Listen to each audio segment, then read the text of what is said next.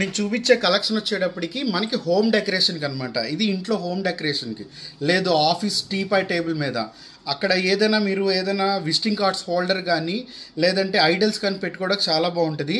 So ఇది వచ్చేటప్పటికి మీకు 3 లీవ్స్ వస్తున్నాయి, కానీ స్టెప్ బై స్టెప్ వస్తున్నాయి. ఇక్కడ కింద వచ్చేటప్పటికి తామరాకులు పెద్ద సైజ్ అనమాట.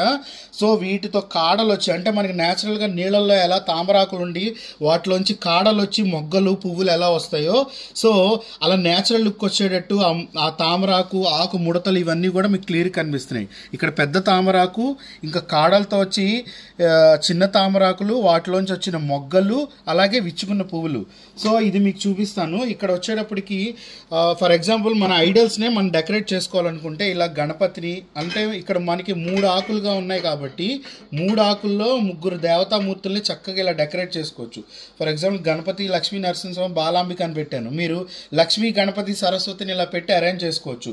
సో హైట్ అనేది మనకి ఏంటంటే 18 ఇంచెస్ హైట్ వస్తుంది. సో 18 ఇంచెస్ హైట్లో మీరు ఇలా కూడా డెకరేట్ చేసుకోవచ్చు అనమాట. అలాగే ఇంకోటి, ఇఫ్ యు ఆర్ మీరు ఏదైనా మీరు షోరూంలో పెట్టారు, మీ విజిటింగ్ కార్డ్స్ ఉన్నాయి, సో చక్కగా ఇలా కార్డ్ హోల్డర్ కూడా ఇలా పెట్టుకోవచ్చు.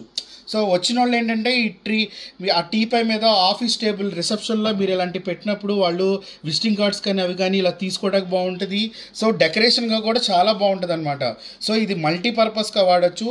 Either home decoration, office decoration, లేదంటే హోటల్స్ కానీ ఎక్కడైనా, మన జ్యువెలరీ షాప్స్లో కానీ ఎక్కడైనా రిసెప్షన్ కౌంటర్లో ఇలా మన పర్సనల్ ఐడి కార్డ్స్ కానీ అవి పెట్టుకోవడానికి దానికి బాగుంటుంది. సో అలాగే గిఫ్టింగ్ కూడా చాలా బాగుంటుంది అనమాట. సో ఇదొక కలెక్షన్.